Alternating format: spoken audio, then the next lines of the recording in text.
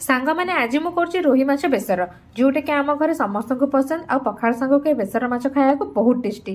ता सह आज गप हूँ बाघ एवं सुवर्ण कंकण। तो भिडियोटी को शेष पर्यंत देखंतु। चलंतु आज गप आरंभ करबा। थारे जने ब्राह्मण तीर्थ करिया पई बाहरी गले। जीवा बाटर एक बड़ जंगल अतिक्रम करिया पड़ला। से जंगल रे किछि बाट जीवा परे देखिले गोटे बाघ घास खाउची। बाघटी हृद कूल बसी थाए। बाघटी घास खाउथिबार देखि ब्राह्मण को आश्चर्य लागिला जे सबुबले जीवजंतु मारिकी खाइबा कथा से पुणी घास खाउची।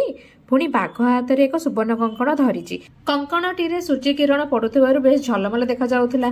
बाघ हाथ रे सुवर्ण कंकण देखि ब्राह्मण मन रे लोभजात हेबा स्वाभाविक कथा। किंतु बाघ पाखक जाई ब्राह्मण कंकणटी को आनिबे किपरि ब्राह्मण मने मने एई कथा चिंता करुथांती। किछि समय पर बाघटी ब्राह्मण को कहिला, हईरे ब्राह्मण मु एठारे घास खाउथिबार देखि तू आश्चर्य होई जाउथुबु। तापर मो हाथ में सुवर्ण कंकण देखि आहरी आश्चर्य लगुथिबो। मु तते एई कंकणटी देखबाकू चाहूची। मो पाखरे एई जिनिसटी रही कोन लाभ? बरम जने मनुष्य को यह दान गले जिनिसटी तार कामरे आसीबो। तू मोठारु यह ग्रहण कर। मते एक हिंस्र जंतु बोली भाबी तू बहुत भय करिथई पारु।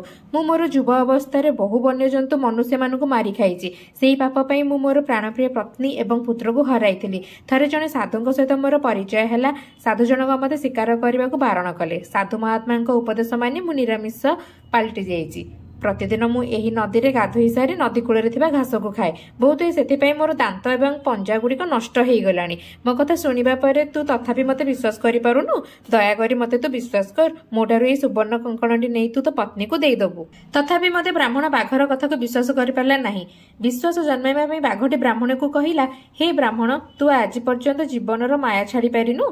जीवन क्षणस्थायी। तथापि मध्य मनुष्य ठारू आरंभ करी जीवजंतुक पर्यंत समस्तक पई यह अत्यंत मूल्यवान। मु जानी पारुची तू द्वंद्व रे पड़ी जाइछु। एई सुवर्ण कंकणटी निश्चय तोर दरकार रे आसीबो। लोके कहंती ब्राह्मण उच्च जाति, सेमानकु दान कले भगवान संतुष्ट हुअंती। कारण भगवानक सह सेमानकर कोले सीधा संपर्क अछि बोली स्वयं ब्राह्मण माने ही कुहंती। साधारण लोकों को देवा अपेक्षा तत्ते देले भगवान अधिक खुशी हेबे।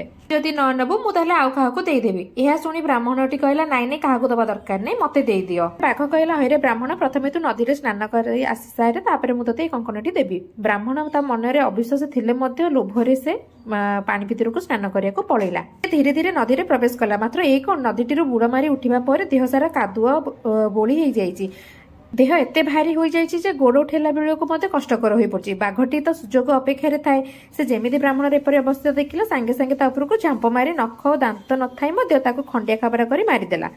ए गपरु यह शिक्षा मिलला जे ब्राह्मणटी जदि लोभर वशवर्ती न होई किछि समय चिंता करिथांता ताहाले ताको मृत्युवरण करिया को पड़ी नथांता। कथार अछि परा, लोभरु पाप, पापरु मृत्यु। तो सांग माने आजिर गपटी एठी सरीला। आउ जदि आपनको ए रेसिपीटा भलो लागिते ताले गोटे सब्सक्राइब निहाती करिवे।